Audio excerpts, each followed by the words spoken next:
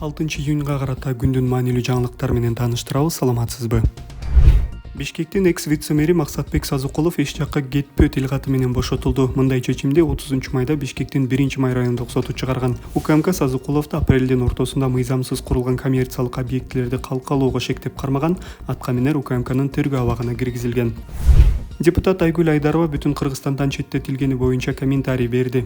Ал Facebook барагына кайрылуу жасап, анын фракциядан четтетилиши ал үчүн эч кандай мааниге ээ эместигин айтып, фракция жыйындарына катышпай жүргөн деген сөздөрдү негизсиз деп атады. Мандат алып иштеген күндөн баштап 4 жолу гана фракция жыйыны болгон. Мен баарына катышкам. Аны кесиптешим фракция жыйынында айтып берди. Мейли, ал башкысы эмес. Фракциядан чыгаруу маселесин Мадымаров ушул күнгө чейин өзү бир да козгогон эмес. Козгой да алмак эмес. Болгон азыр чокту Масалиевдин колу менен кармады.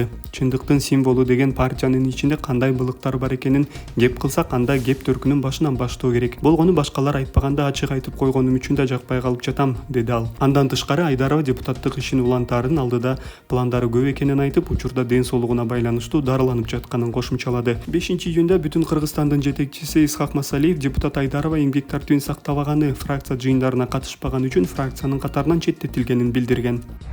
Жогорку кеңештин 6-июндагы жыйынында депутат Арсланбек Малиев Бишкекке метро курууну сунуштады. Эл өкүлү ал үчүн чет өлкөдөн инвесторлорду тартуу керек деп белгиледи.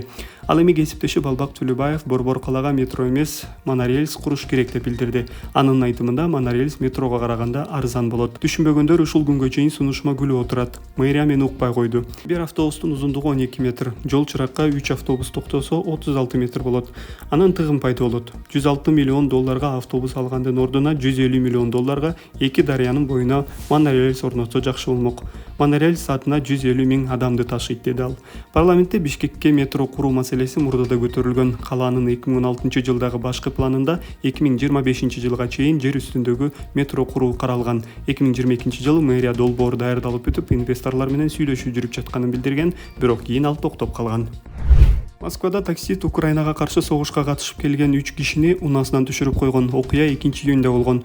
Бул боюнча Орусиянын тергөө комитети жек көрүү, кастыкты козутуу, ага тете адамдын ар намысына шек келтирүү беренеси менен кылмыш ишин козгоду. Ошондой эле сот стүйүндө жаранды кийинчен аскерлер автожолдун четинде таксистти кууп баратканы тартылган видео тарады.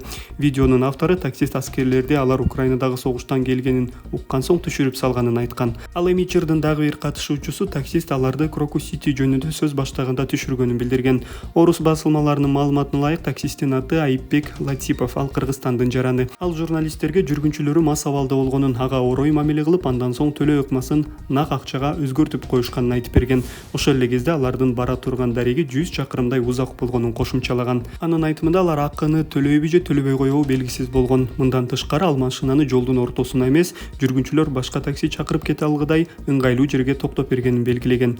Мен кадимгидей эле башка такси чакыргыла дедим. Алар дароо кыйкырып мага атырылып киришти. Мени чаап башташты. Бирөөсү бул жерде биз башчыбыз, сенин ишиң бизди жеткирүү, деди. Экөө унаадан чыгып, бирөө менин эшигимди ачты. Мен да эшикке чыксам, түркүлөп башташты. Бирөө бел тушка урду. Биринчи жолу ушундайга кабылып жатам. Мен эмне кылышым керек эле, деп кейиди таксист. Ошондой эле таксист жүргүнчүлөр аны жакын жердеги токойго алып барганга аракет кылышканын, ал жардамга чакырып, жолго чуркап чыкканын айтып берген. Окуядан кийин ал полицияга чалып, бирок наряд чакыруудан баш тарткан. Айыпбек 2021 жылдан бери Москвада жашайт, ал таксиде жана стоматологиялык клиникада иштейт. Бул окуядан кийин аны таксиден бошотуп салышкан. Үй бүлөлүк зомбулукка каршы күрөш депутат Эльвира Сурабалдиева милицияга тренингтерди өткөрүүнү сунуштады. Ал үй бүлөлүк зомбулук азайбай, ага милиционерлердин туура эмес мамилесине арызданып, жабыркаган аялдар кайрылып жатканын белгиледи. Милиционерлер жабыркаган аялдарга балдарыңарды алып чыгып кетпейсиңерби дешет экен. Же чыга турган жерлери жок. Ошондуктан парламентке өзгөртүүлөр сунушталып жатат. Анда үйдө зөөкүрдөн чыгып кетиши керектиги каралган. Жабыркагандар кайда барат? Же мамлекет кризистик борборлорду ачып бербейт? Болгону Бишкекте бирөө жана Ошто бирөө бар дешет. Калгандарыбыз аймактагылар кайда бармак элек деп жатат аялдар. Ошондуктан укук коргоо органдарына кайрылат элем. Жабыркагандарга тыкыр көңүл буруп, шылдыңдабагыла, деди ал. Баткен районунун Суу Баш айыл өкмөтүндөгү Кара Токой айылында аялдар үчүн заманбап фитнес-клуб пайдаланууга берилди. Райондук администрациянын маалыматына ылайык, аталган фитнес-клуб аялдар тынчтык долбоору, жергиликтүү казына жана демөөрчүлөр тарабынан каржыланды. Ага жалпы 1 миллион 139 миң 876 сом сарпталган. Аталган мекемеден буга чейин аялдар үчүн фитнес-клуб Самаркандек айыл өкмөтүнүн Самаркандек айылында пайдаланууга берилгенин кошумчалашты.